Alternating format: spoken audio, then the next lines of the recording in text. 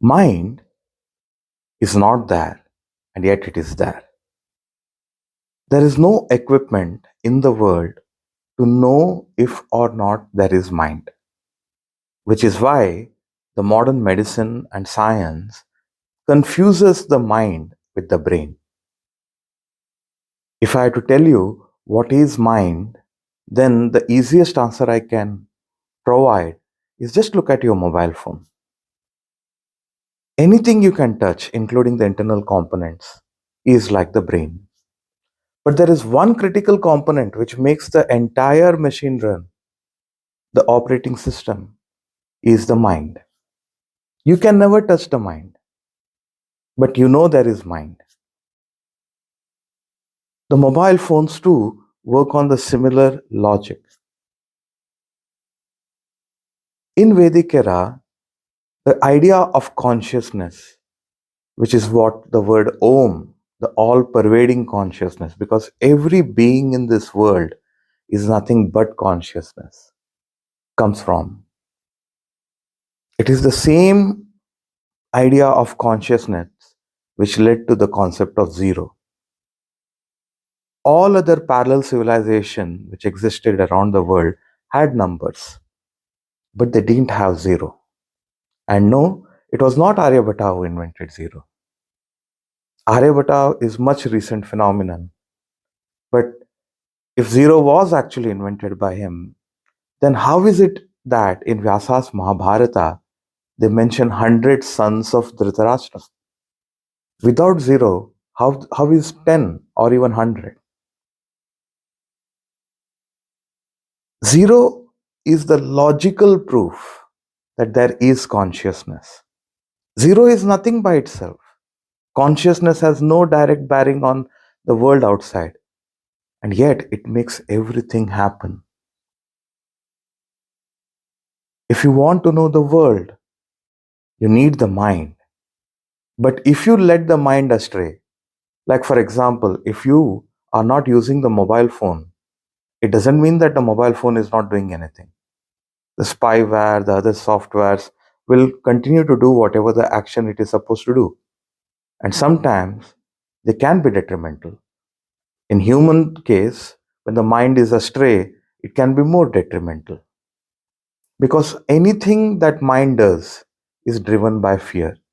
Fear is the natural state of mind, which is why the politicians either incite fear or they try to address the fear or try to create a fear.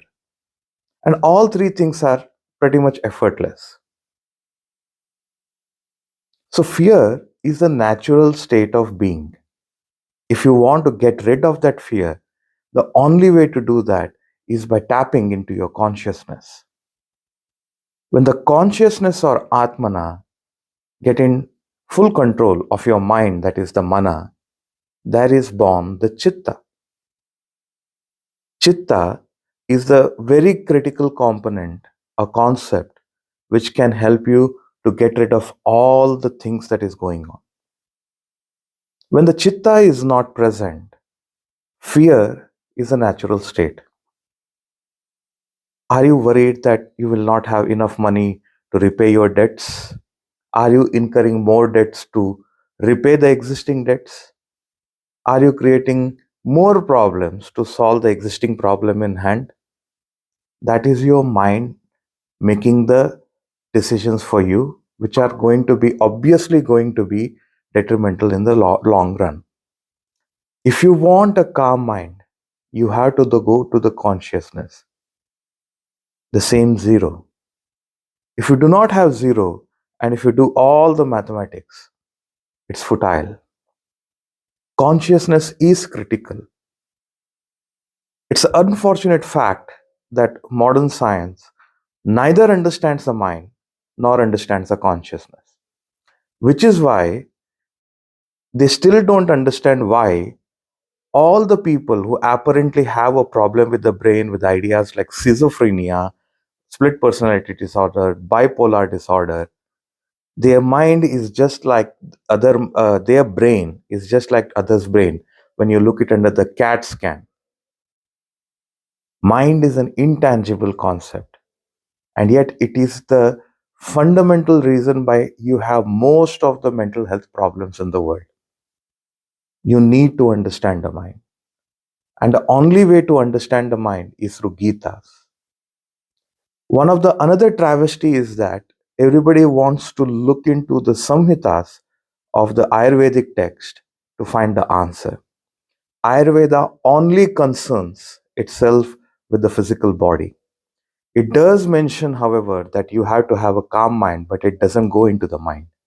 The only text that mention the mind, its anatomy, its structure, its nature, is the Gitas, the seven Gitas that are found in two important Vedic Sanskrit texts, Valmiki's Ramayana, which consists Vasishta Gita and Ashtavakra Gita, and Vyasa's Mahabharata, which consists of Vidura Gita, Krishna Gita, also known as Bhagavad Gita, Bhishma Gita, Vyada Gita, and Avadhuta Gita.